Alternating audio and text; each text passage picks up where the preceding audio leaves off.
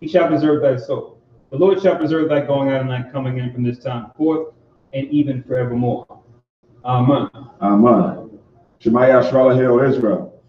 Shema Yashrala, Yahweh, Allah, Yahweh, Shema Yashrala, Yahweh, Allah, Yahweh, Shema Yashrala, Yahweh, Allah, Yahweh. Deuteronomy 6:4. Hear, O Israel, the Lord our God is one Lord. Amen. Amen. Apply Yahweh the Lord's Prayer. Abiyanawa, Shabbat Shemayim, Kodash, Hayah, Shamka, Yahweh, Malakwaka, Taba'ah, Atazawanka, Hayah, Aisha, Ba'arataza, Ka, Bashemayim, Nakalanawa, Lakam, Yawum, Za, Wasalakmanawa, Kababafnawa, Kasalaknawa, Kababathanawa, Wala'ah, Habiyana, O, Messiah one, Abo, Hawashinawa, Marah, Kaya, Lakad, Amalakwa, Waha'ala, Watha Paraf, Wa'iwalam, Amen. Matthew 6:9. After this manner, therefore, pray you. Our Father which art in heaven, hallowed be thy name. Thy kingdom come, thy will be done on earth as it is in heaven. Give us this day our daily bread, and forgive us our debts as we forgive our debtors. And lead us not into temptation, but deliver us from evil. For thine is the kingdom, and the power, and the glory forever. Amen. Amen. Ha'asherah Mataz, go after 10 Commandments. La'ah, Yahaya, Lakad, Alahayim, La'akarim, Al-Panya, La'ah, Ta'aisha, Lakad, Paso, Wala'ah, Ta'ibadam, La'ah, Walakwaka, Shamwa, Yahweh, Alahayaka, Lashua, Zakar, Hayawum, Hashabat, Lakodashwa, Kabad, Abiyaka, Wa'amaka, La'ah, Karatazak, La'ah, Tana'ah, La'ah, Taganah, La'ah, Ta'aina, Shakur, La'ah, Takamar, Kal, Asherah, Lara'aika, Amen. Exodus chapter 20, verse 3. Thou shalt have no other gods before me. Thou shalt not make unto thee any graven image, or any likeness of anything that is in heaven above, or that is in the earth beneath, or that is in the water under the earth. Thou shalt not bow down thyself to them, nor serve them. For I, the Lord thy God, am a jealous God, visiting the iniquity of the fathers upon the children unto the third and fourth generation of them that hate me, and showing mercy unto thousands of them that love me, and keep my commandments. Thou shalt not take the name of the Lord thy God in vain, for the Lord will not hold him guiltless that taketh his name in vain.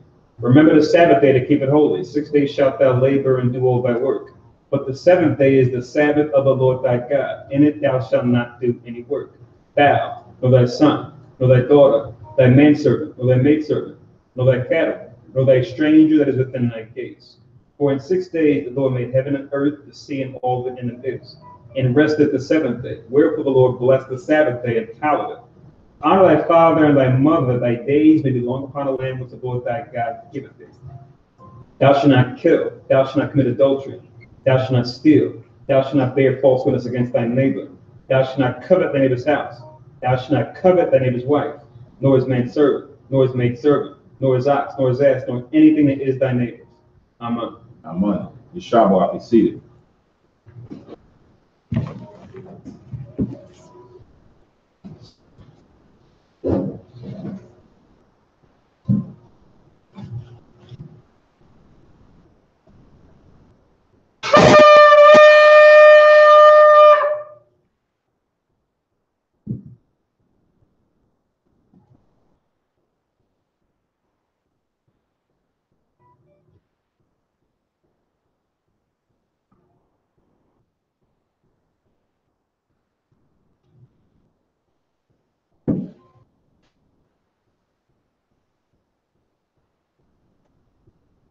Barakatha Yahweh, by Hashem Yahweh Shai, Asherah Nathanael, Paria Gapin Kuvada Aman.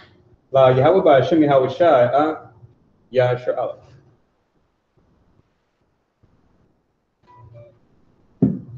English translation. Blessed are you, Yahweh, in the name of Yahweh Shai, that gives to us the fruit of the vine. Thank you, so be it, to Yahweh, in the name of Yahweh Shai, with Israel.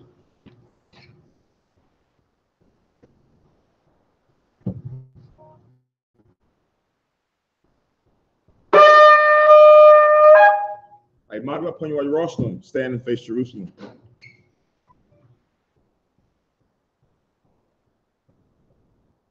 Barakatha Yahweh, Hagadol, Rakawam, Abiyah, Manara'ah, Alayawan, Malak, Shom, Shemayim, Wa'aratazah, Wako, Dabarian, Hayayam. Wagam, Hamashiach, Mayahawa, Adawan Ahab Nawa, Apalah, Yawaitzah, Yahweh Shah. Zakar Nawa, Yahweh, Barataza 1, Anka, Yasha Allah, Izar Nawa, Banah, Wasap, Yasha Nawa, Yum, Aitha, Hayawamium, Makudam. Baba Kushal, Shalat, Mayaka Allah, Wahataz Wadat, Alahayim, La, Maganawa, Rapanawa, Washamar, Alnawa, Ba'ikor, Shalat, Arota, Shom, Yahushai, Lanawa, Lalamanawa, Rabian, Takama, Tabawana, Wada'ai, Shom, the Baraka. Bahasham, Yahushai, the Wada, from Yad, Wa'iwalam, Amun. English translation. Blessed are you, Yahweh, the great, merciful, mighty, terrible, most high power, King of heaven and earth, and all things living. And also the anointed from Yahweh, our Lord, and also the anointed from Yahweh, our Lord, our friend, the wonderful counselor, Yahweh Shai. Remember us, Yahweh, favorably, your people Israel. Help us build and gather Israel. Most High, we beg you right now, like the days of old. Please send Michael and the righteous powers to protect us, heal us, and watch over us. May we send the spirit of Yahweh Shai to us to teach us much wisdom, knowledge, and understanding of thy word. In the name of Yahweh Shai, thank you always and forever. So be it. Blessed are you, Yahweh, in the name of Yahweh Shai, that gives to us the law. Barakatha Yahweh, Bahasham Yahweh Shai, Asherah, Athalanawa, Hathawara. Blessed are you, Yahweh, in the name of Yahweh Shai, that gives to us light to see. Barakatha Yahweh, Bahasham Yahweh Shai, Asherah, Athalanawa, War, Lara Awak. Blessed are you, Yahweh, in the name of Yahweh Shai, that gives to us the ram's horn to call the people. Barakatha Yahweh, Bahasham Yahweh Shai, Asherah, Athalanawa, Koran, Ha'ayal, La'Korah, Ha'ayin. Yeshabah, you see it.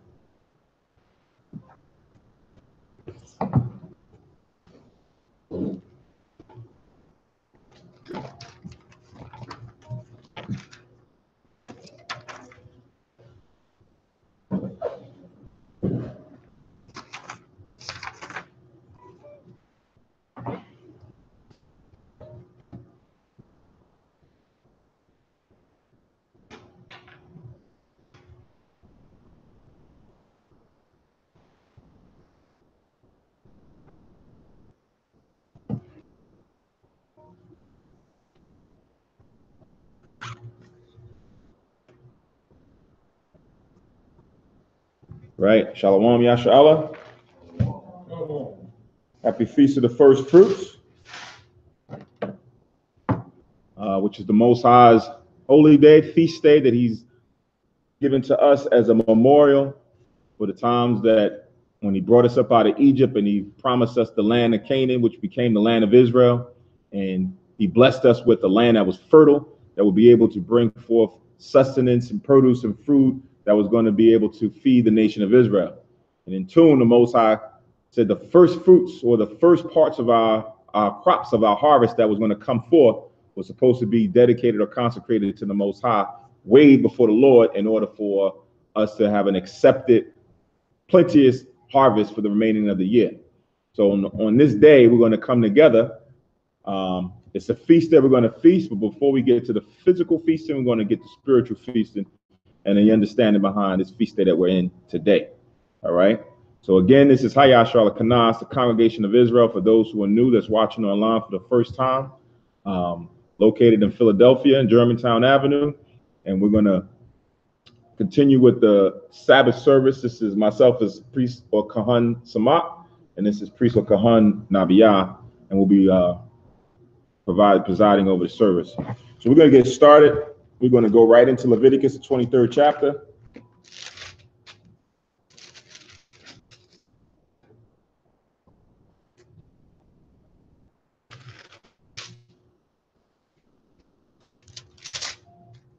And we're going to go to the 9th verse.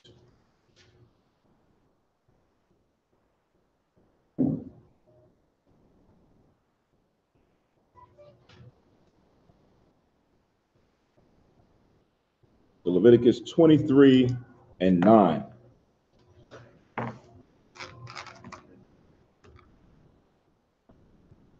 It says, and the Lord spake unto Moses, saying, speak unto the children of Israel, and say unto them, when you become into the land which I give unto you, the land of Canaan, which will become the land of Israel, and shall reap the harvest thereof, right? Then ye shall bring a sheaf of the first fruits of your harvest unto the priest, and ye shall wave the sheaf before the Lord to be accepted for you.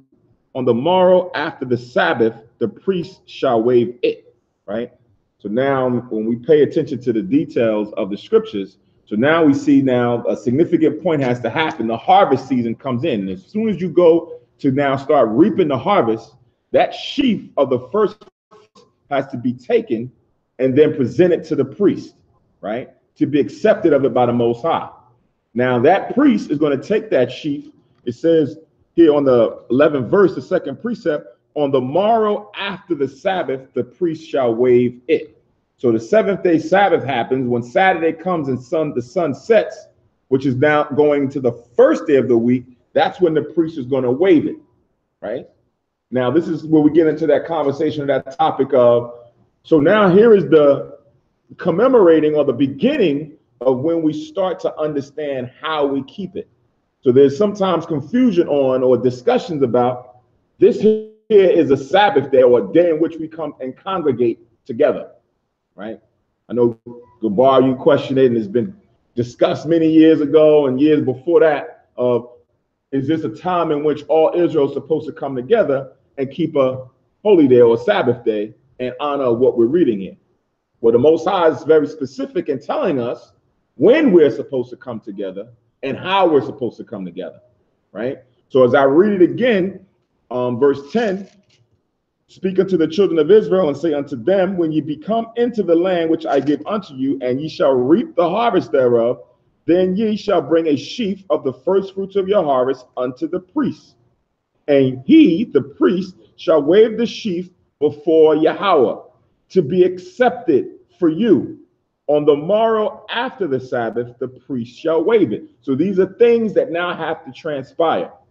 Verse 12, and ye shall offer that day when you wave the sheaf and he lamb without blemish of the first year for a burnt offering unto the Lord, right? So now once that sheaf was presented to the priest, an offering had to also accompany it, right? It says, and the meat offering thereof shall be 2 tenth deals of fine flour mingled with oil, an offering made by fire unto Yahweh for a sweet savor. And the drink offering thereof shall be of wine, the 4th part of a hin, right? So for this particular service or this particular thing that's being done, the sheaf comes and then these offerings come with what is presented to the priest. Now one would say, oh, well, we're doing these offerings. Well, we do a lot of different offerings for different things. There's a trespass offering. We don't have a Sabbath for a trespass offering or a sin offering, right? So just because there are offerings that are being made or provided to the Most High, it doesn't denote that that now is a consecrated day, that it is a holy day. It is telling you specifically what needs to happen when this sheaf is presented before the priest. Reading on, it says, and ye shall eat neither bread, nor parched corn, nor green ears, until the selfsame day that ye have brought an offering unto your power. It shall be a statute forever throughout your generations and all your dwellings. So now when we were in our homeland, or in any dwellings that we're in, and now it comes time for the harvest, we cannot go and partake of the harvest until this service was done, until the sheaf was presented to the priest, and then the offerings were presented to the priest to be accepted of you before the Most High. Once that was done, then you could go and eat or partake of the harvest that you now had just reaped, right? Now, it says in verse 15, what's a lot? Now, that sheaf off, that was on the first day, right? That was the beginning, right? That was the beginning, okay. All right. Now we count 7 Sabbaths. That's what we're about to get into right now. It says, verse 15, and ye shall count unto you from the morrow after the Sabbath, from the day that ye brought the sheaf of the wave offering, 7 Sabbaths shall be complete. Now, the priest is going to wave this on the morrow after the Sabbath. That's what starts it off in verse 11, right? So you present it to the priest, and then he waits until the morrow after the Sabbath. So let's say you brought it to him on a Wednesday. He's going to wait until the Sabbath comes in, and then after that, he's going to present it before the Most High, right? Now, when that happens, then now you start to wait until the Sabbath comes in, and then you start counting from that point, right? I'm going to read it again. Verse 15, and ye shall count unto you from the morrow after the Sabbath, from the day ye brought the sheaf of the wave offering.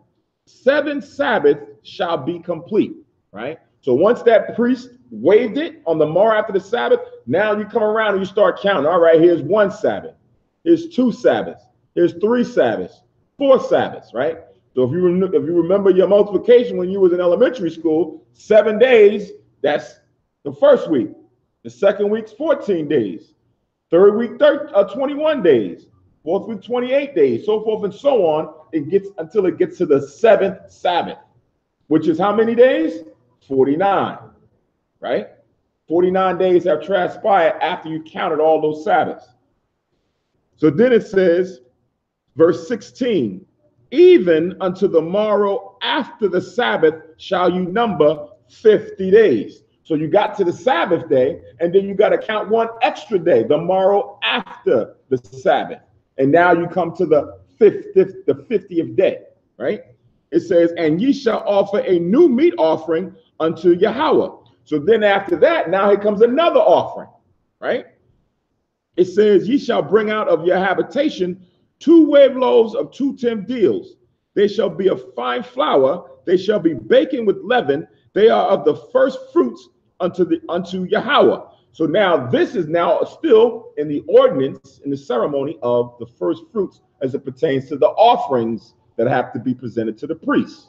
Now, we haven't gotten into anything that specifies us coming together yet, right? We started the harvest, we presented things to the priest, count 50 days, bring another offering, right?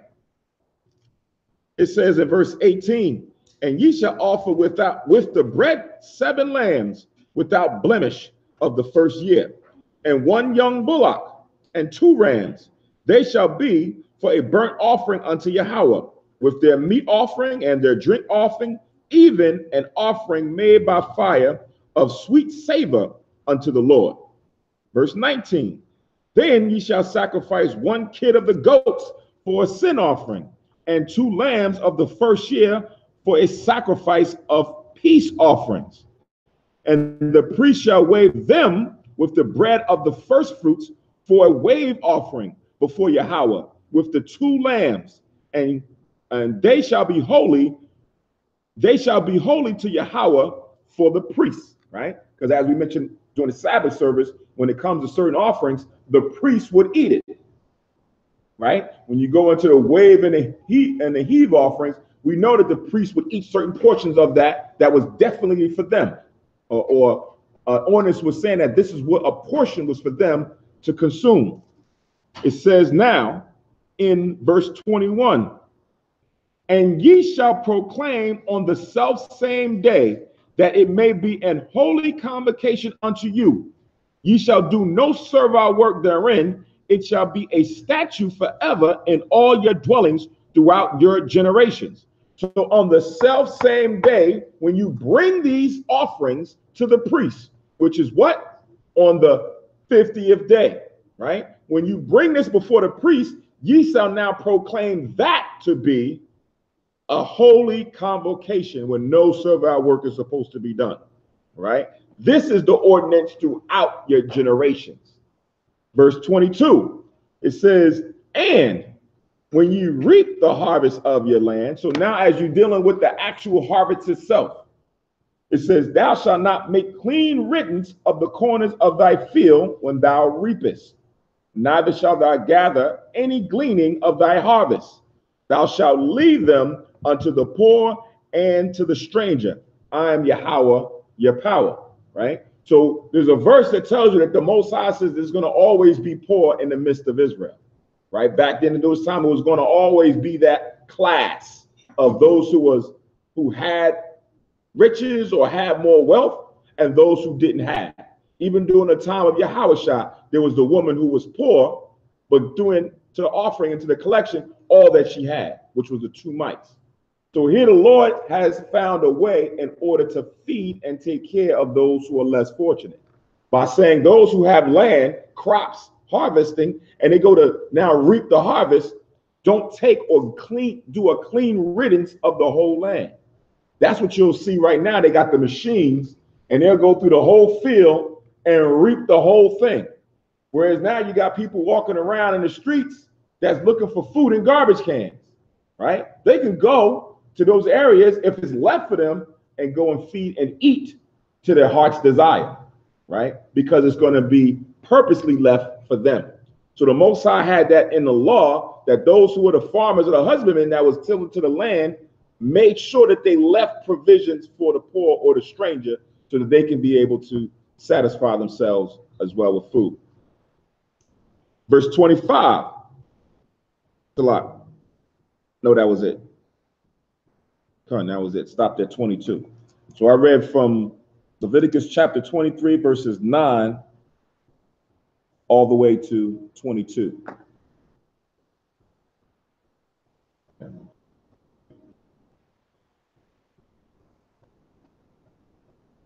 Okay, so let's now go to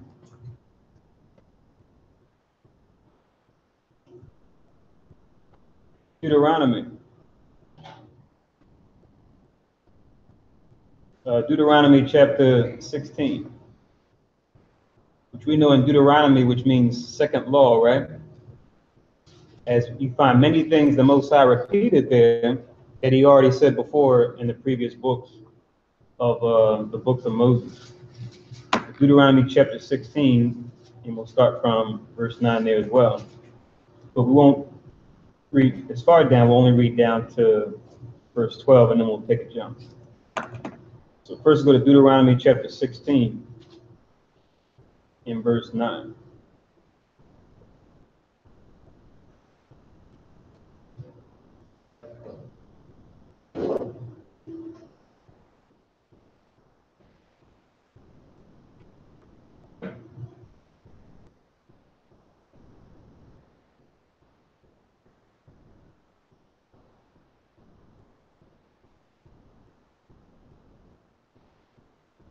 So Deuteronomy chapter 16 and verse 9, it reads,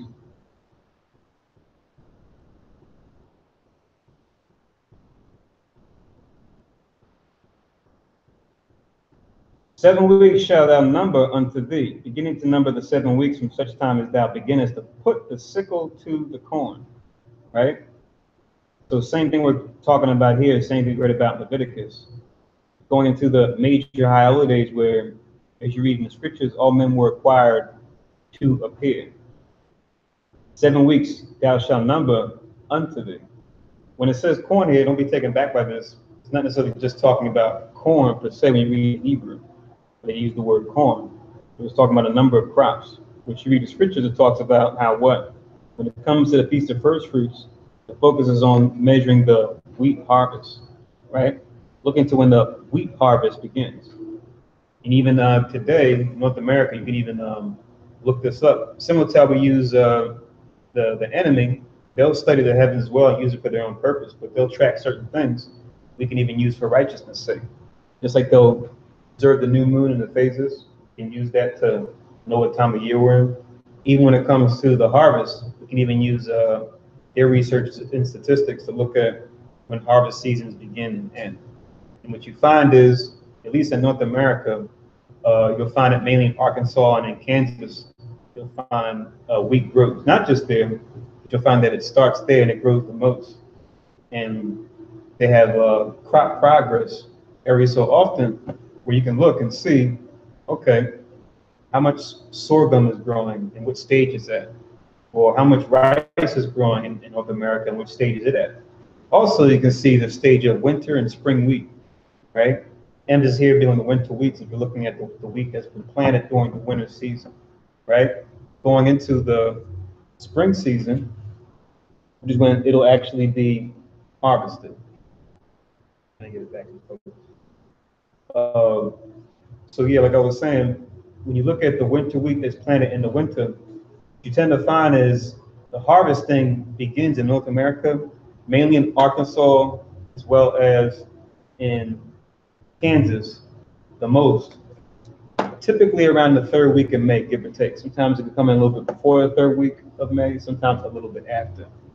But since we don't have our own land to till ourselves, at least most of us, since some of us still are farmers, even a lot of us are either in the suburbs or in the cities, right?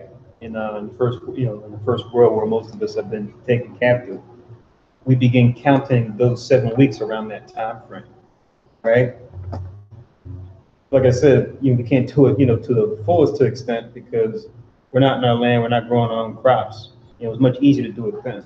Whereas now, since we're in the land of our captivity, it's best just to look at, okay, when is the wheat grow respective to where we currently live, right?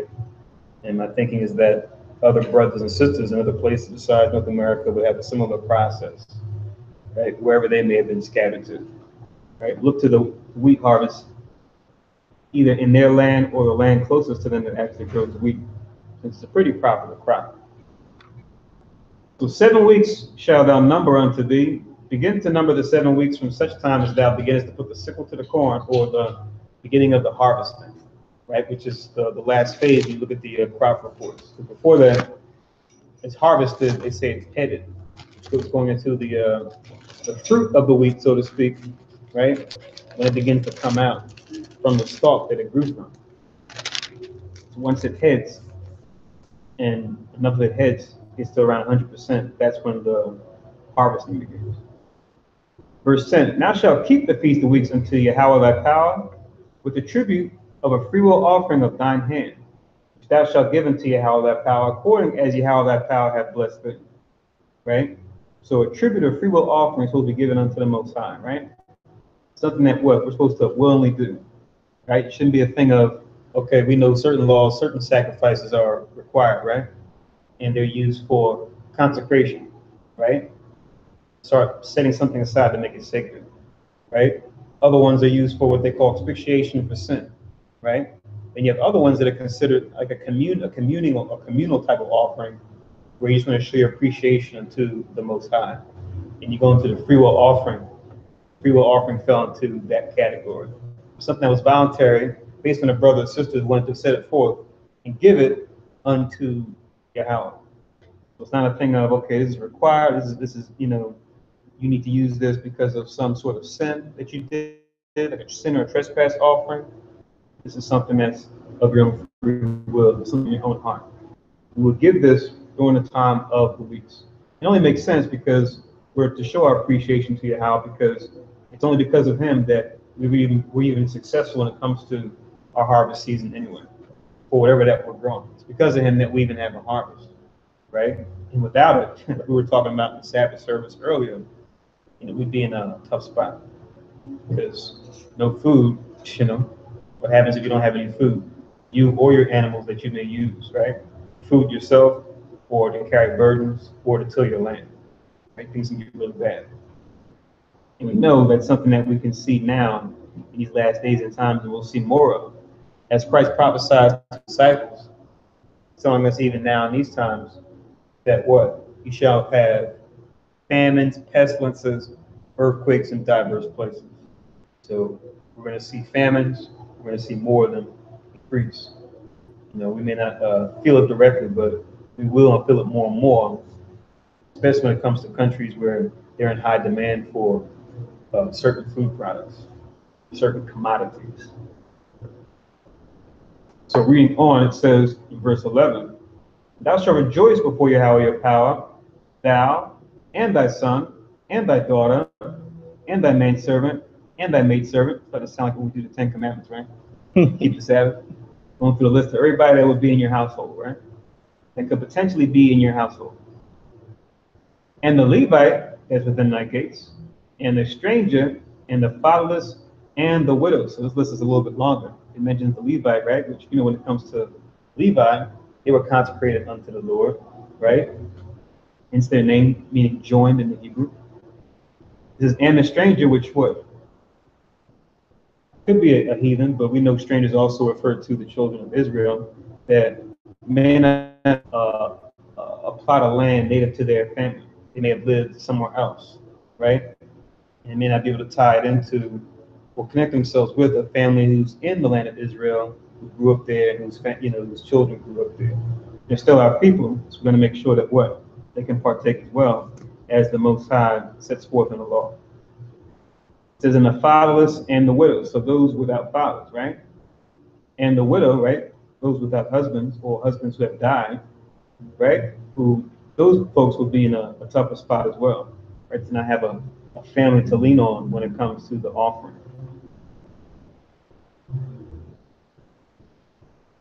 Are we muted?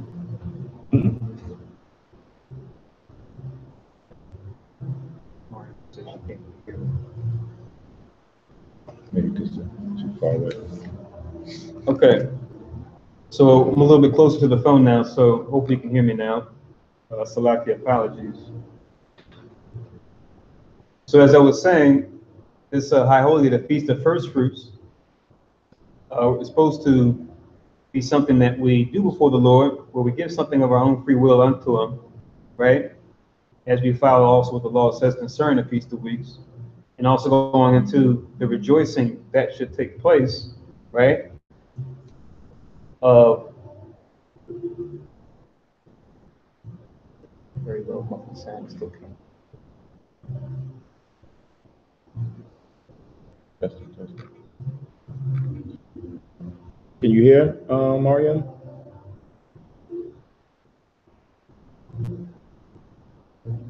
Put it in blast. Okay, she's on. Okay. Oh, okay. I think she said yes. Okay. Okay. So not only you and your household, if you did grow up in Israel, but also what? Your son, your daughter, if you have them, your manservant and maidservant, if you have them, the Levite that's within thy gates, if there are Levites residing within your gates, stranger, like we were saying before, someone of another nation or even of the children of Israel, right, that may be far off, they may not have a land or a family in Israel that they can claim as their own, because the first fruits even provides for them as well. It says, in the fatherless and the widow, which would be they would be in a tough spot as well. Once again, not having family to lean upon, which have land that can yield fruits to partake in, right, for their own nourishment, let alone to be able to have something of their own to give to Yahweh. It says, in the place which Yahweh thy power hath chosen to place His name there. As we know, in these times we make makeshift temples, makeshift places we come together to meet, to show our praise unto Yahweh. When you read of the scriptures, it tells you that what the Most High chose to place His name in Jerusalem, right? Beforehand known as Jebus, which was controlled by Canaanites, which when we took over the land, we took that city and made it our own. And That's the place the Most High chose to put his name in. For the time being, as we're in captivity, trying to keep the holy days to the best of our ability in the right season at the right time, right? Based on the harvest season, according to how we did it before when we had our own land. Our hope is to eventually to do it again in the land of Israel, so we can do it fully the correct way, in the proper fashion. It says in verse 12, and thou shalt remember that thou wast a bondman in Egypt. Thou shalt observe and do these statutes. Right? So remember that appreciation that the Most High didn't have to have mercy upon us to take us out of the land of Egypt, to bring us into the wilderness, to prove us, so that we could be on our own, be our own sovereign nation, right? To have our own land to till it and to grow crops on it and to inhabit it, right? So always remember our humble beginnings before we became a nation. Never get beside ourselves, right? Because our first and best fruits are here because Yahweh was merciful enough to give them unto us. And now that we're working directly with the Most High in this case, we can remember when we weren't always doing so when we were in Egypt. The almost like a reflection of the time that we're in now, being in modern day Egypt, what we now call America.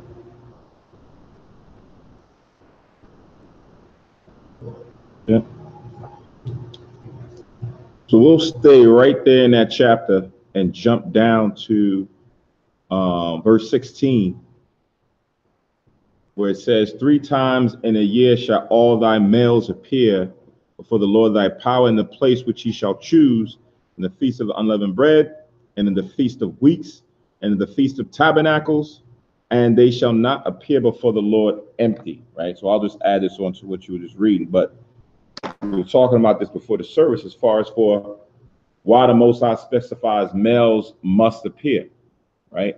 Because again, touching on what we discussed during the Sabbath service today, that there's a hierarchy with the Most High, right? It starts the Most High, Christ, man. So in order to get the nation properly aligned right, the men have to appear. Usually what happens when you look at mainstream churches, what do you usually see? 80% is women in there, right? They're usually the focal point. They're the ones that's doing a lot of the work in the church. They have all different kind of boards and things that they're on, different offices and things that they're doing. And now the women are taking a more predominant role in the church than the men, right? That's not how it was set up.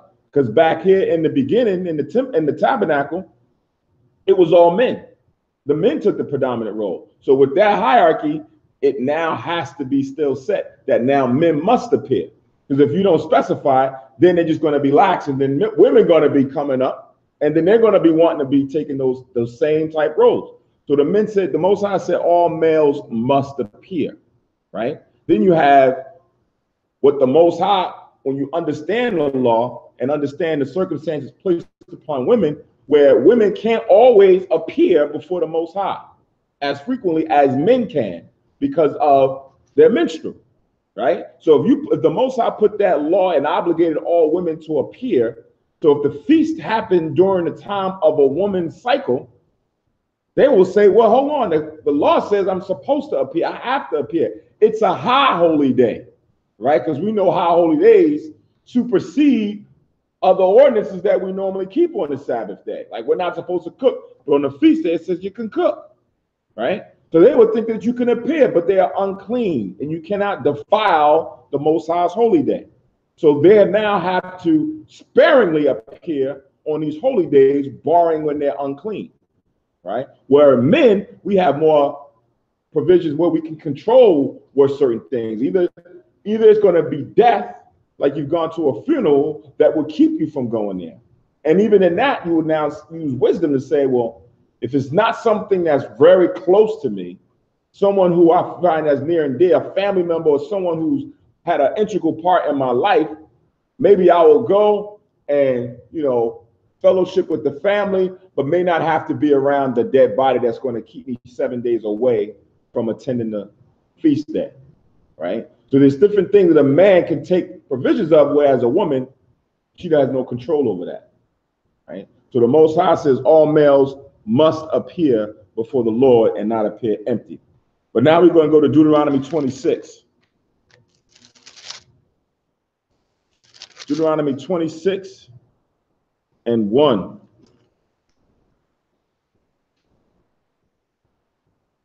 And we'll read down to 11. Deuteronomy 26.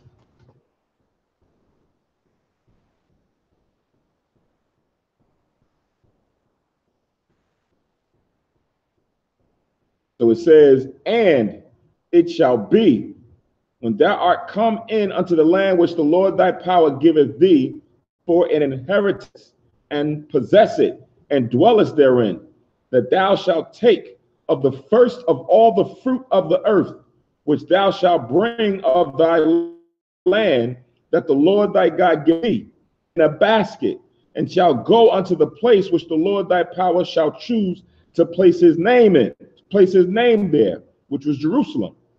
And thou shalt go unto the priest that shall be in those days, and say unto him, I profess this day unto Yahweh thy power, that I am come unto the country which the Lord sware unto our fathers for to give us.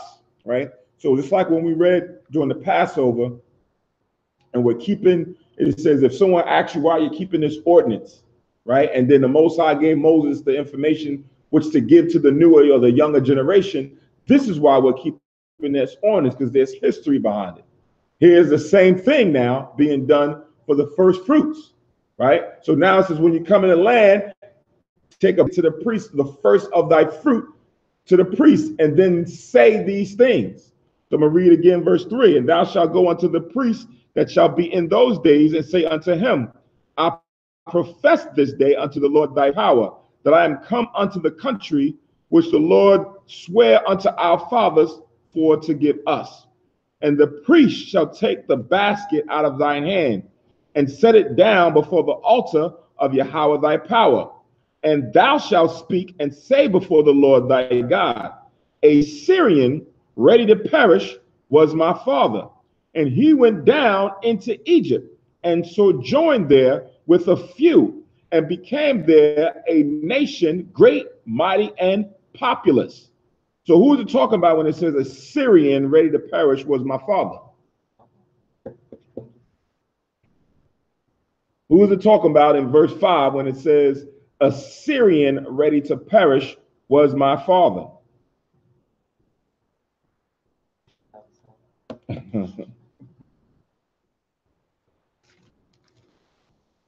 Gabar, Yahweh Kanan, anybody? The hint is in the verse. What's going on?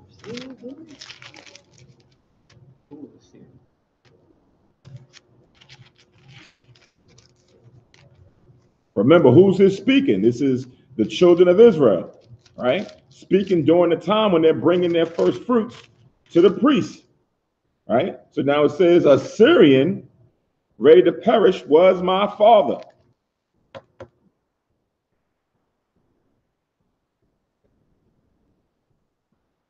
Son, about to say. If you don't know, you got the precept 20 there.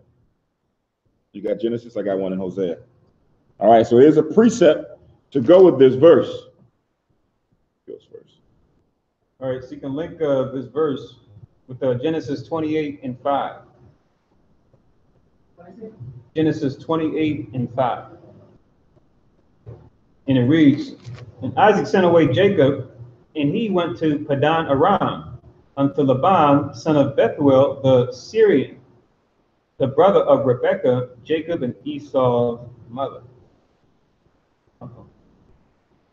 So Laban's uncle was called a Syrian. Mm-hmm. So now, based on that, we're seeing Laban is called a Syrian, and we're using this precept to speak about Jacob, because Jacob, we're just reading, it says, a Syrian was my father, or Syrian was my father when he went down into this area here that we're reading about, which was Egypt, right? So what's going on here? It would be no different if someone said, American was my father. So when he left and went such and such, right? Because this was a place where he dwelled at for a period of time, right? So that was his dwelling, and while he dwelt there, he then took upon that name of being a Syrian. Be no different from someone saying, yeah, Paul, the Roman. But we know that Paul was an Israelite, but he had Roman citizenship from birth because that's where he dwelt or lived, right? So it's the same thing now as it pertains to Jacob. So when it says Jacob was a Syrian, it'll get confused when somebody says, well, hold on, you guys talking this Israel stuff, and it says right here that he was from Syria. He was an Armenian or something like that, right? But no, it's just talking about that was his dwelling place. So that was Genesis 28:5. You could also link it up with Hosea 12:12. And if I may, before you get there, even looking at the names of places, they tell a story too, right? Even this place where he resided called Padan Aram. Anytime you see a place begins with Padan, it means the plain, right? Just like Beer, anytime a place begins with Beer, like Beer Sheba, for example, Beer means well. Anytime you see Padan in front of the name, it means the plain. So it's saying the plain Aram, which Aram, you go into the table of nations, he's the forefather of the Syrians, right? You can say, you see Syrian throughout scriptures, but in the Hebrew, you could say Aramia or Aramite. So saying someone's an Aramite is the same as saying that they're Syrian. People that live in that region, the natives to that region that come out of Shem, they were known as Aramites. You see Padan Aram referring to that region, the people who originally were in that place. Even though, as Kahan shared, we know that they're all Hebrews. We're just living in the plain of Aram.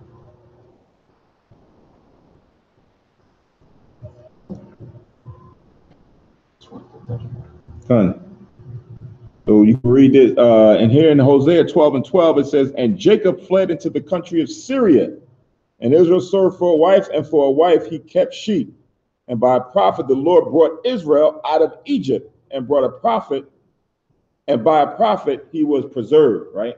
So it's now going into that history of when Israel first, or the man Jacob first went into Syria, then later on he went into Egypt, and then Egypt or Israel became a nation, captivity, and came out by the hand of a man named Moses. All right. So now going back to Deuteronomy 26:5, it says, again, and thou shalt speak and say before the Lord thy power, a Syrian ready to perish was my father, and he went down into Egypt and sojourned there with a few, right, Jacob and the 70 souls, and became there a nation, great, mighty, and populous. And the Egyptians evil entreated us and afflicted us and laid upon us hard bondage. And when we cried unto the Lord power of our fathers, the Lord heard our voice and looked on our affliction and our labor and our oppression. And the Lord brought us forth out of Egypt with a mighty hand and with an outstretched arm and with great terribleness and with signs and with wonders. And he brought us unto this place and have given us this land, even a land that floweth with milk and honey. And now, behold, I have brought the first fruits of the land, which thou, O Yahweh, hast given me. And thou shalt set it before the Lord thy power and worship before the Lord thy power. And thou shalt rejoice in every good thing which the Lord thy power have given unto thee and unto thine house, thou and the Levite and the stranger that is among you, right? So that's the ordinance now. That's the saying. That's what was supposed to be done every time that harvest season comes in, right? You're supposed to take that and present it before the priest and then say, look, this is the history behind it, right? We came out of Egypt. Now there's another portion of it that we do for the Passover, but now we fast forward, and now this is being done for the first fruits. So this is now what is supposed to be remembered by the children of Israel, that we always remember that the Most High gave us this land plenteous, and because he gave it to us, now we're supposed to go and now provide this offering to him as a thank you, right? To say thank you, Most High, for giving us this land, for giving us this plenteous harvest. And then the Most High will be accepted of our good offering towards him, right? So I'm going to stop there at verse 11.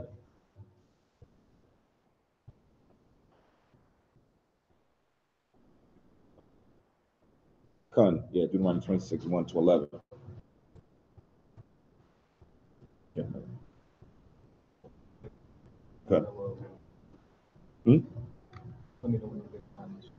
You can go there now. Okay, so let's jump to the New Testament, to the famous Acts chapter 2, right? Which chapter much argued over, sadly. Should be clear, but you see we have our denomination built on what happened in Acts chapter 2. Let's make sure we get our understanding as we read this, because we see with so-called Christianity, they'll take bits and pieces of the gospel and things that happen in the Acts of the Apostles and make entire splinters off of it. And you ask them questions about, well, where did this name come from? What does that actually mean? They can't answer. Just like with the Baptist denomination. Say, oh yeah, we know about the baptism. We know about John baptizing. But now what does the baptism represent? Right? What purpose does it serve as far as our spiritual salvation, right? And folks oftentimes give you a half answer or answer misinformed. Just like with the Pentecostal denomination of Christianity, you ask them what the Pentecost was about, they were celebrating Acts 2, right? Oftentimes they can't tell you what that is. But what was going on was what? In Acts chapter 2, our ancestors were coming together in Jerusalem to keep the Feast of Firstfruits, or the Day of Pentecost, right? Which comes from the Greek Pentecoste, which means 50. As Kahan shared earlier, counting 7 weeks, 7 days each, 49 days, and then that day that comes after, when the sun sets on that Sabbath, would be the 50th day. So they're keeping Pentecost at this time in Jerusalem during the time of the Roman Empire. So Acts 2 and 1, it says, and when the day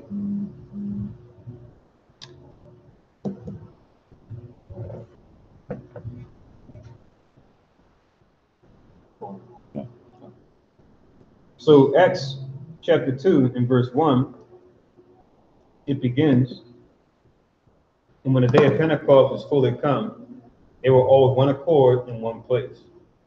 And suddenly there came a sound from heaven as of a rushing mighty wind, and it filled all the house where they were sitting.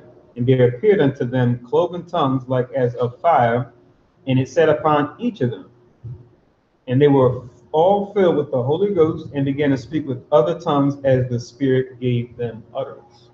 Right? So this was a miraculous thing that took place when they came together to keep the Day of Pentecost. Right? And this is where you see that denomination of Christianity, along with others, where they get into what they call speaking in tongues. Right? But now, what we see today, where they speak in tongues in the Christian church, as we read down, we're going to find out, is this actually what they're doing, or is what actually happened during this time? You were there partaking in this.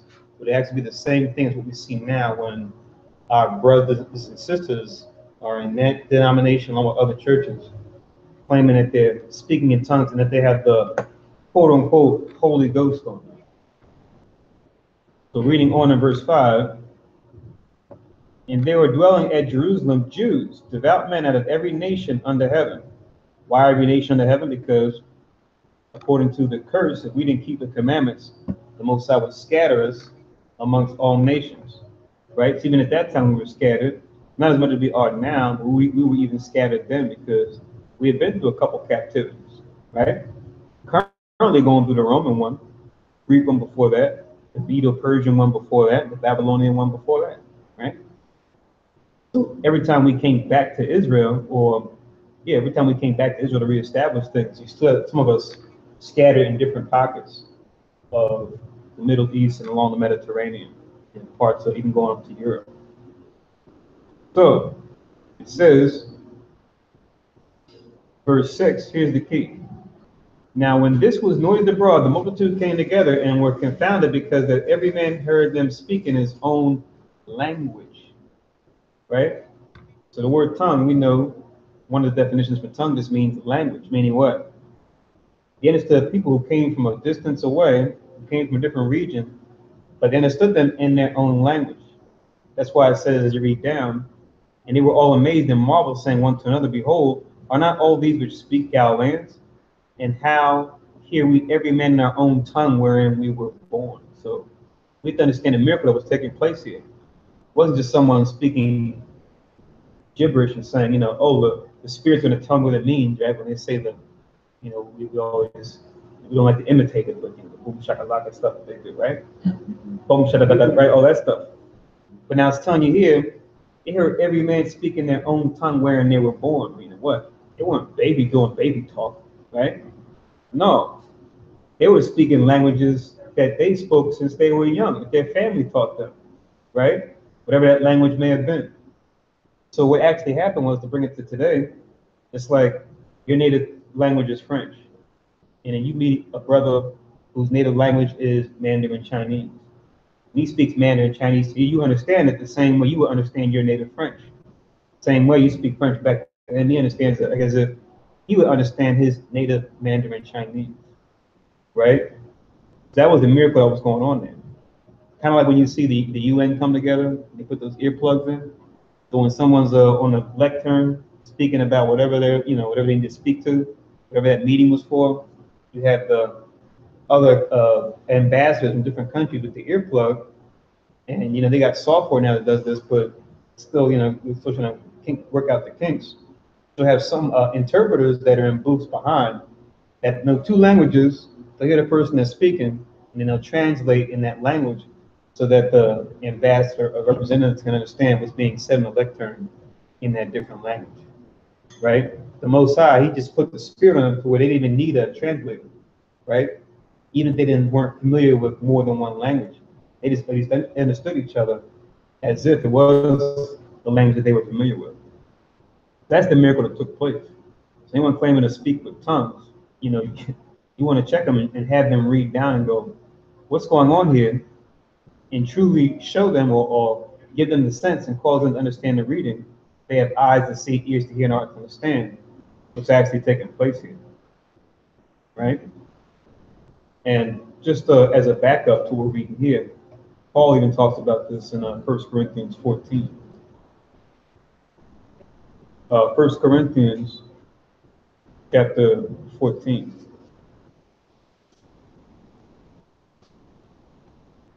When you get that chapter, you want to go to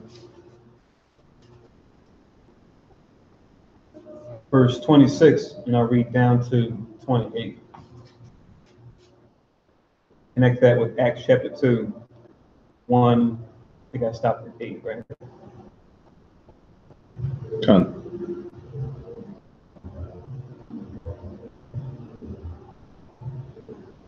So 1 Corinthians chapter 14, verse 26, it reads, How is it, brethren, that when you come together, just like they came together back then to keep this day of Pentecost, or Feast of Firstfruits, every one of you hath a psalm, hath a doctrine, hath a tongue, or a language, hath a revelation, hath an interpretation.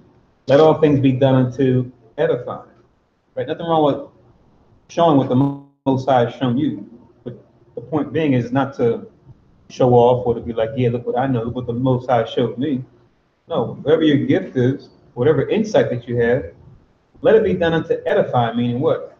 Let it benefit the body. Let it benefit the congregation. Let them partake in whatever has been shown to you so that they can benefit as well. As you read on in verse 27, it says, Any man speaking an unknown tongue, let it be by two, or at the most by three, and that by course, and let one interpret. Right? So if someone's speaking in an unknown tongue, right? They want to claim, oh, this is the heavenly tongues, right? That God spoke to me with, right? Like we do in the Pentecostal church.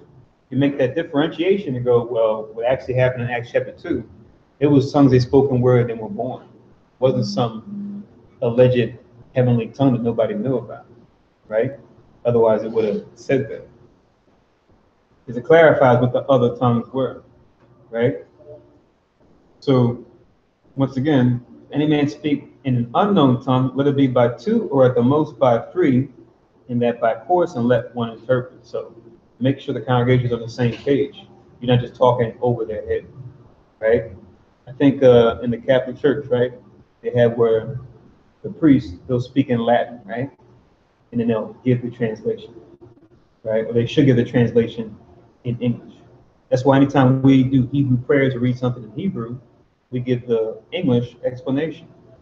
Just as any, brothers and sisters in other parts of the Americas or where we've been scattered, if they're reading their Hebrew, they should also translate that as well in whatever language the congregation understands, whether it's Portuguese or Dutch or French or Creole or whatever it may be. Verse 28, close this out. But if there be no interpreter, let him keep silence in the church and let him speak to himself and to God. Think that to yourself. No point in giving a big speech in a language no one understands and then sitting down like you did something. No. Make sure what you know, what you express, can be clearly expressed to the congregation so that they can address it accordingly.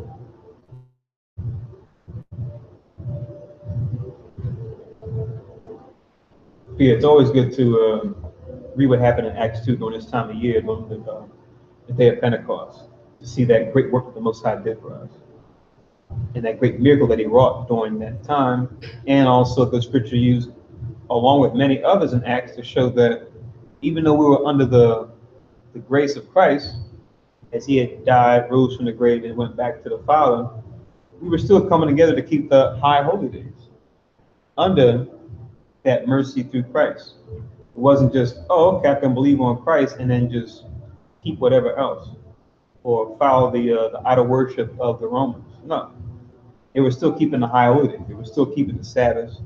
They were still keeping the Feast of Firstfruits for the day of Pentecost, as you read here.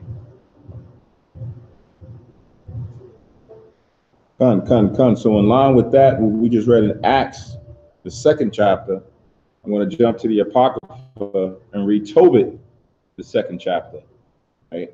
Normally I read the 1st chapter, but I'll just give a summation of it. This was around the time of the Assyrian captivity, where you had the northern tribes who was taken captive. You had this brother named Tobit, who was a Naphthalite, right? He was from the tribe of Naphtali. Who remembers who Naphtalites? What are they known as today? For brothers and sisters that were watching the Sabbath service, he actually referenced the book of an incident that took place in that region. We're reading about surviving, right, under dire circumstances. Mm-hmm. We're dealing with being in a situation without food. I don't think it's probably too much. I don't even. They remember. No. Nobody remembers who? Those from the tribe of Naphtali? The book, one of the book was called Alive, about the soccer players that crashed in this place, Yeah. where you find the tribe of Naphtali. So now, Oh, the Amazon. Is that the door? Oh. anybody else? Any other guesses besides Amazon? Yeah. That's pretty bad. We got That's the sign every week. Right? Yeah. So this goes into when I was talking with Yeshaya during a Friday night class, as far as for getting ourselves astute in high holy days, 12 tribes, right? But now if you see your brother come up, you can't even help him out and say what tribe he is, right? You're an Israelite. Oh, Yeah, what's you my say tribe? Israelite. He's like, where are you from? Well, I'm from such and such. Oh, okay. you from one of them. Right? So this brother Tobit was from the tribe of Naphtali, which was in the region where Argentina and Chile are. right? In that region, that's where we associate the tribe of Naphtali from, right? So he was led into captivity up there in Nineveh. So he went through some things where he had to flee, right? He couldn't stay there anymore because of some of the things that he was doing. And he had to wait until the king left before he could come back to Nineveh to be amongst his family, right? So now this is what we're picking up in Tobit, the second chapter, where now it's important. Why do we read this? Because you have some who will say, treat the high holy days in activity, right? It's something that we all, let alone because we don't have the temple, but we should not keep a service. I'm not keeping it at my house. So it says here in Tobit, the second chapter and the first verse, home again, and my wife was restored unto me with my son Tobias in the feast of Pentecost, which is the holy feast of the 7 weeks. There was a good dinner prepared me, in the which I sat down to eat. So he gets like a double blessing. So he's now able to be reunited with his family during the feast of the 7 first fruits. So it has different names about the scriptures. Feast of the 7 weeks, Pentecost, Feast of the first fruits. There's one more.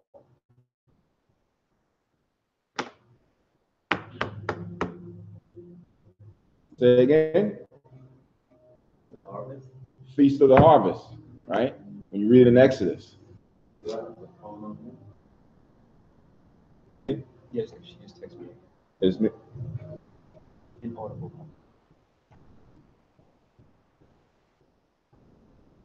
Can you hear now? Far away from the phone away. If she texts back. Yeah, but I don't have it on mute.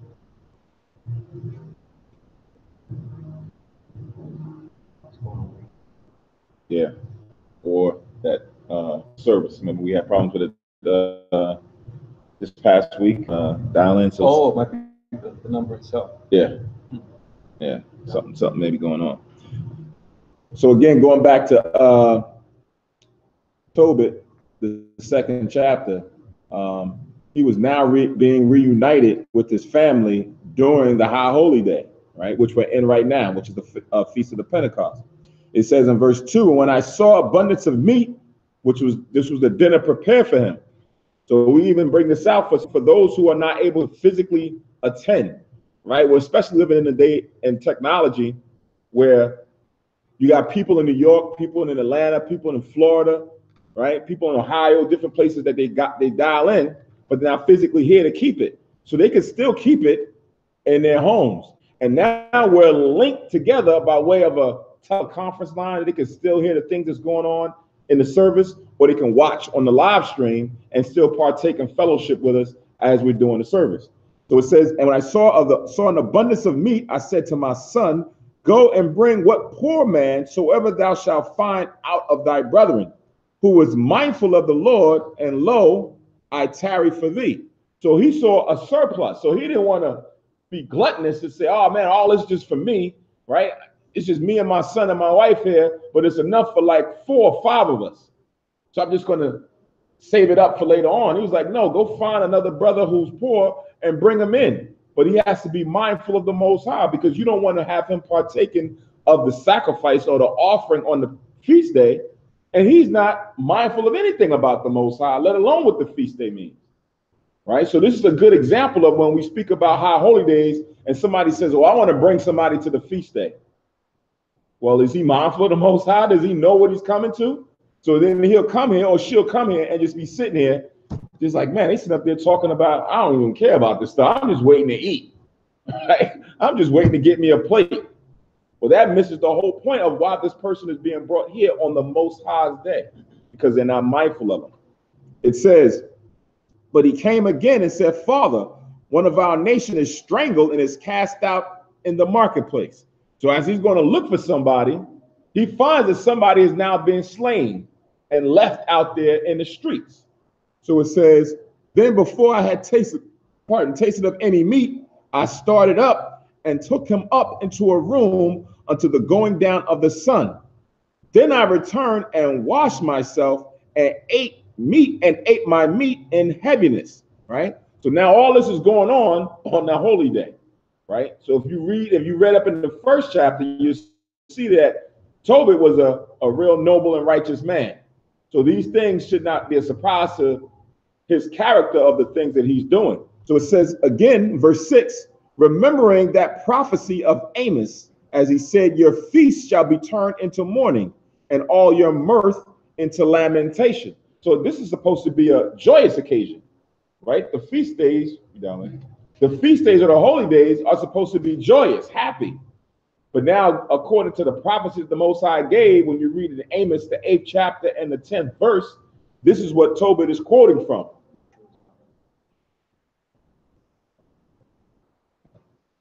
This is what Tobit is quoting from about why he's now going through this heaviness during the first fruits.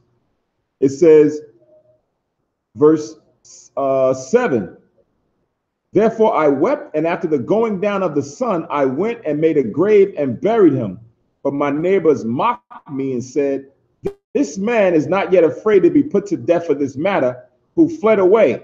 And yet, lo, he burieth the dead again, right? Because as they was killing Israelites, when you read the first chapter, he was the one that was going and burying them. He wasn't going to leave their bodies just out there laying in the side. Got on him for doing that and was going to put him to death. So he fled, fleeing death, and now he's coming back and doing the same thing for his brethren. It says in verse 9, the same night also I returned from the burial and slept by the wall of my courtyard, being polluted, and my face was uncovered. And I knew not that there were sparrows in the wall, and mine eyes being opened. The sparrow warm dung into mine eyes. I like the wording there, muted. Sparrows muted out dung from themselves. I got to use that one day. And a whiteness came in my eyes, but they helped me not. Moreover, Achaicarius nourished me until I went into Elamias. And my wife Anna did take women's work to do. And when she had sent them home to the owners, they paid her wages and gave her also besides a kid. And when it was in my house and began to cry, I said unto her, from whence is this kid? Right? So here it is. Tobit was one who was the provider of the house. But now when the sparrow put this in his eyes and he couldn't see, now his wife Anna took the responsibility under her to go out there and find work, women's work to bring some income into the home. And then because she had a good spirit on her, they paid her and then gave her above and beyond what she was even required. They gave her a kid. So Tobit, not understanding what's going on the outside with his wife, yelping in his house, what's going on here? What's it from? Is it not stolen? Render it to the owners. For it's lawful to eat anything that is stolen, because he's ignorant that the person who's now paying his wife the wages gave this to her out of love, right? Verse 14, last verse, it says, but she replied upon me, it was given for a gift more than the wages. Howbeit I did not believe her, but bade her render it to the owners. And I was abashed at her. But she replied upon me, where are thine alms and thy righteous deeds? Behold, thou and all thy works are known. So here it is. All the good deeds that he's been doing that you was reading about in the first chapter, and there's probably things that is not even written in the first chapter, the people seen it. Whereas sometimes you do good things, or you're a righteous person, you're an upstanding person, people are indirect watching you. They see your good character, see your good nature. So sometimes the Most High, like it says in Galatians 6 and 7, you reap what you sow. You put out good energy or good deeds, it's going to come back full circle down the road. He just didn't remember that and understand that this is the Most High now looking out for him in the time of need. And it's happening by way of his wife going and doing this work, right? So they had a little bit of quarreling at the house about where this was coming, where this came from. But she had to let him know that, listen, this is coming from all your good alms that you've been sending out. Now it's coming back to you, right? So all this happened during the time of the Pentecost, but the moral to take away from this is that even during the captivity, which we're still in, wherever you are, whether you're near a full-up congregation or you're home alone, you still should keep the feast days, right? That's for those who sometimes have matters where they don't like to, whatever issues they may have with a camp or a church, and they say, well, I'm going to go and do my own thing. All right, cool. You may have some kind of difference of opinion with what's going on here, but that shouldn't stop you from keeping the Most High's holy days, from keeping the Most High's law. Whether you keep it here or whether you keep it there, you should still keep it.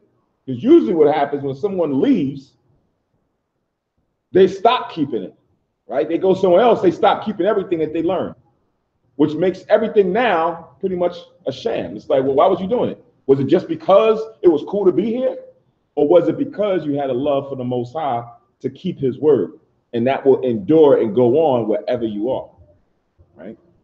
So that was, I read the whole second chapter of Tobit. Yeah, so one more we can read is also in Acts.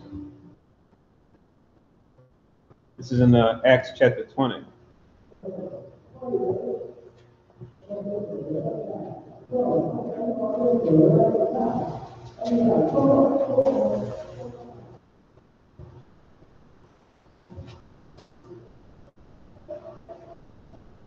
Acts chapter 20 and verse 16. Sometimes when we talk about keeping the high holy days after Christ came, people don't want to deal with that. Or else say Acts chapter 2, yeah, they were keeping the high holy day, but after that they didn't have to anymore because the Holy Spirit, showed them that it was just about belief in Christ and that was it. But now going forward into second and third, fourth journeys of Paul, look at what they were doing.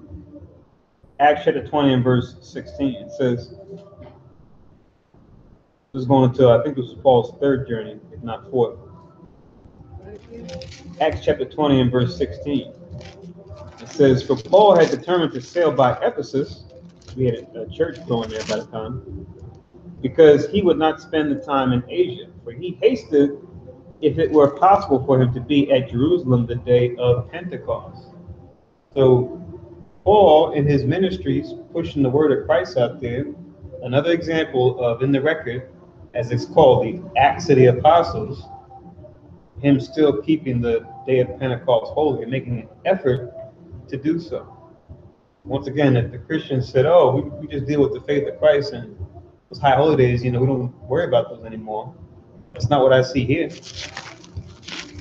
Here's another example of them still keeping the high holy days after Christ came, died, and rose from the grave.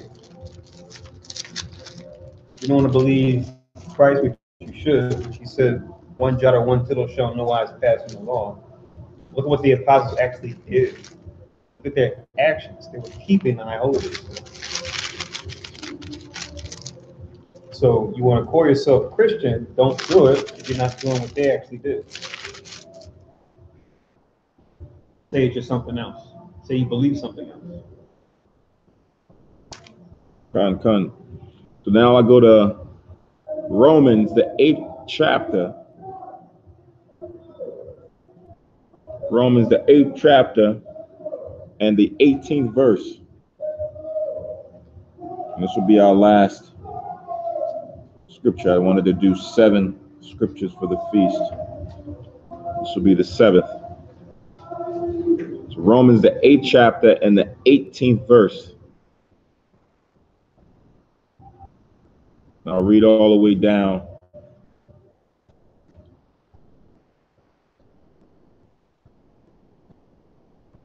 to 26.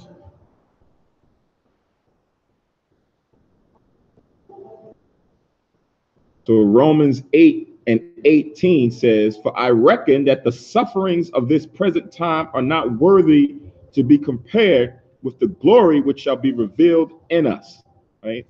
So many of us have various different types of strife, various different types of with stress that we're dealing with, right? At your job, when your family, what have you. At many different times, sometimes all at one time, but you're handling, you're dealing with it, right? But all of that can't be compared to what we're going to receive in the end when Yahweh and Yahweh Shah present themselves and redeem the 144, right? Some of us have physical illnesses that we're dealing and battling with, that we're worrying about. All of this is partaking of the sufferings that we have to endure right now. Stress management, right? You have to be able to be mindful of everything around you and endure and make wise and righteous decisions, but also bear through it. It says, for the earnest expectation of the creature waited for the manifestation of the sons of the Most High Power, right? So everything is waiting for those individuals to be revealed in its time. We're being groomed, right? We're being found worthy enough to be called those sons of the Most High, to be made manifest to the world. But in order to do that, we have to endure for a moment all of these sufferings and trials and tribulations, whether it be physically happening to you or things that you see that's happening to others. It says, for the creature was made subject to vanity, not willingly, but by reason of him who hath subjected the same in hope, because the creature itself also shall be delivered from the bondage of corruption into the glorious liberty of the children of God. So we're put in these proving grounds in order to be shown that we can be like Yahushua, right? Who was here, never sinned, and was able to overcome. We now are put in these same circumstances to overcome all these things that we see. This life is vanity, even though we don't realize it. A lot of the things we do that may be pleasing to us is worthless, it's unprofitable, right? Those things is not going to be accounted for what the Most High is looking at or trying to reckon to say, hey, he's doing a good job. Solomon speaks about that when you read Ecclesiastes. He start weighing in the balance the estate affairs of men. So we're put in that same circumstance to rise above all of that, to be pure, right? To get all those impurities out of us so that we can just stand firm and stand strong as the real true servants or worshipers of the Most High in Christ. Verse 22, it says, for we know that the whole creation groaneth and travaileth in pain together unto now. We was reading this in the service today about how the land is upset because it couldn't rest on its Sabbath day, right? The land, the trees, right? All of these things have a spirit and a vibration waiting for it to be put back into its proper order. Verse 23, and not only they, but ourselves also, which have the first fruits of the Spirit, even we ourselves groan within ourselves, waiting for the adoption, to wit, the redemption of our body, right? So it's even though the world is waiting, we ourselves talk about it. Man, can't wait for this to pick up. What's the kingdom was next week? These events got to pick up.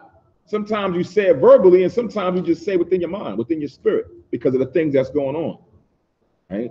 When you start seeing a lot of the travail that's happening in the world, you want to accelerate like Ezra did when you read the Apocrypha.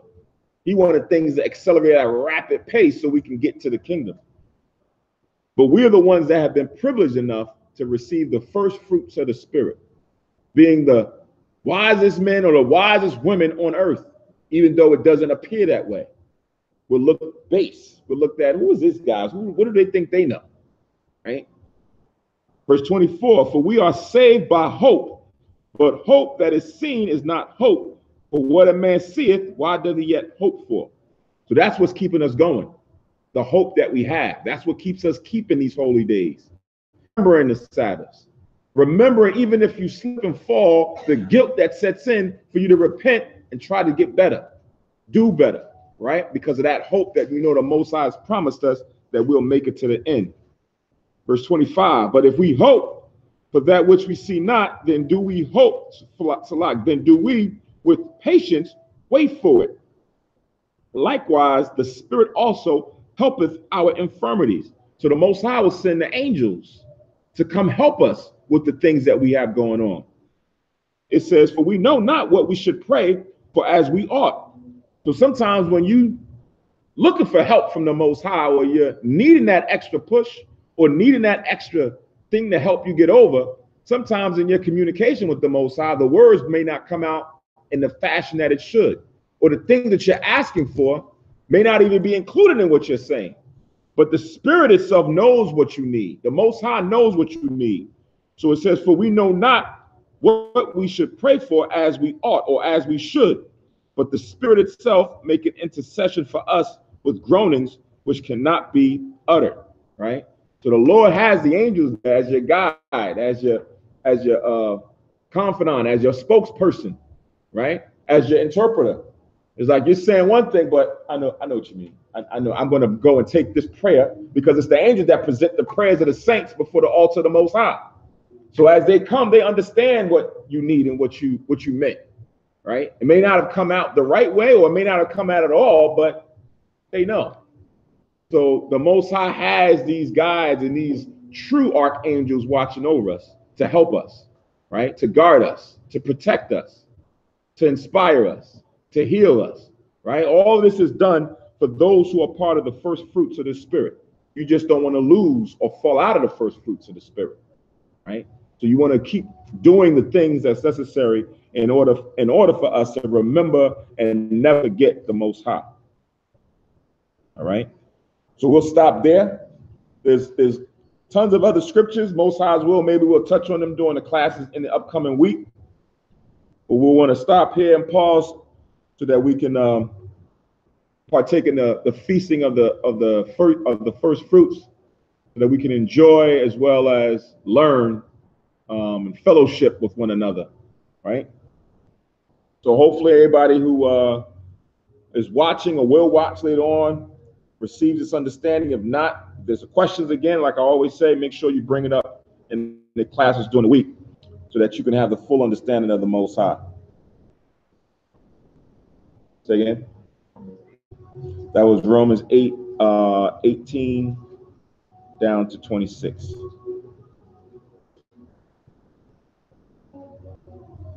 All right. So with that, Yashrael or Israel that's watching or listening, you're going to say, happy feast of the first fruits. Most High's will, enjoy the day. It ends tomorrow at sundown, or when the sun sets on Sunday. So enjoy it. You're free to cook, free to fellowship and have a good time, but we're not going to treat it as a regular day where you go out and do your own thing, but do things that's pertaining to the day where we uplift each other, learn certain things so that it'll be beneficial for the spirit. All right. With that, again, Shah Shabbat and happy feast of the first fruits. All right. We're going to do the closing prayers.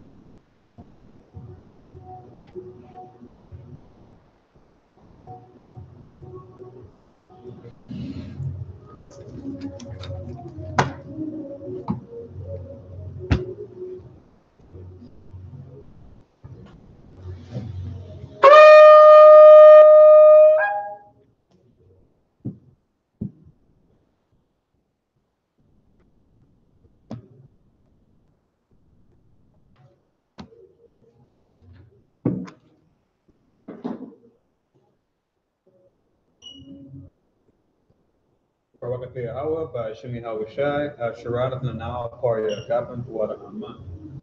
Yahweh, Ba'ashim Yahushai, Asherat.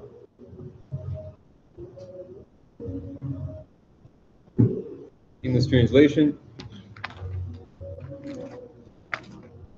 Blessed are you, Yahweh, in the name of Yahweh Shai, that gives to us the fruit of the vine. Thank you, so be it. To Yahweh, in the name of Yahweh Shai, with Israel.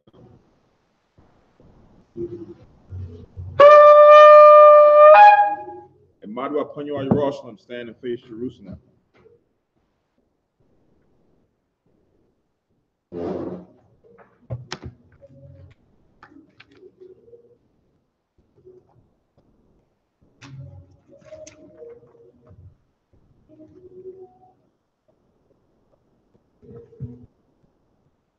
Yahweh, Yahweh, Bahasham, Bahasham, Yahweh Shai, Shai, Babakushah, Babakushah, Shammai, Shammai, Lanawa, Lanawa, Aitha, Aitha, Yum Yun, Yun, Aitha, Aitha, Shalat, Shalat, Maika Allah, Maika Allah, Waha Alahayim, Alahayim, Tazwadakim, Tazwadakim, La, La, Shemaiah, Shemaiah, Torah, Barak, Rapah, Rapah, Magun, Magun, Waha Kazayat, Kaziyah, Banya, Banya, Yasha'Allah, Yasha'Allah, Washalat, Washalat, Lanawa, Lanawa, Rabiam, Rabiam, Kakama, Kakama, Rabiam, Rabiam, Da'ait, Za'ai, Rabiam, Rabiam, Bayana, Bayana, Rabiam, Rabiam, Sabalangwa, Sabalangwa, Rabiam, Rabiam, Amawan, Amawan, Rabiam, Rabiam, Aqua, Aqua, Rabiam, Rabiam, Ahabiam, Ahabiam, Rabiam, Rabiam, Agana, Agana, Rakanaya, Rakanaya, Wasalat, Wasalat, Ko, Ko, Kata Ayamnawa, Ayamnawa, Lahaakim, Lahaakim, Wa Aqua, Aqua, Wayasha'Allah, Yasha'Allah, from Yad, from Yad, Wa'iwalam, Wa'iwalam, Bahasham, Bahasham, Yahawashai, Yahawashai, Tawada, Aman.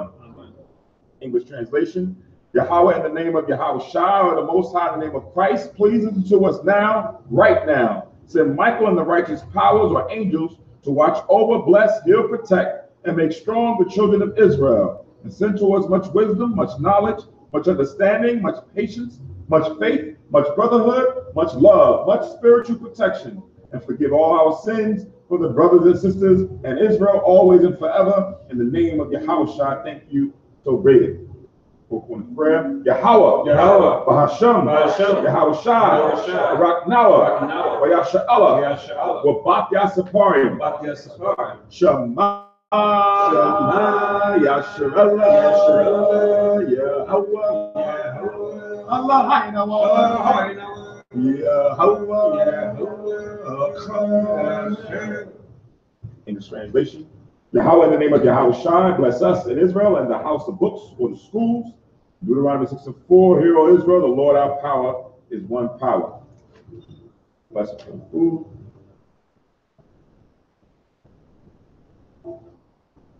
Yahweh, Yahweh, Gadawal, Bahasham, Bahasham, Arawanya, Yahweh Shai, Yahweh Shai, Babakushah, Babakushah, Barak, Barak, Ma'akol, Ma'akol, Yanawa, Yanawa, Shatayawa, Shatayawa, Yanawa, Yanawa, Yayan, Yayan, Yanawa, Yanawa, Lakam, Lakam, Yanawa, Yanawa, Shakara, Shakara, Yanawa, Yanawa, Zakah, Zakah, Shol, Shol, Hakab, Hakab, Bakawarium, Bakawarium, Bahasham, Bahasham, Yahweh Shai, Yahweh Shai, the water, the water, Aman. Amen. Right? That we say Shalom Yashala. Shalom. And happy feast of the first fruits again. Sisters, be seated.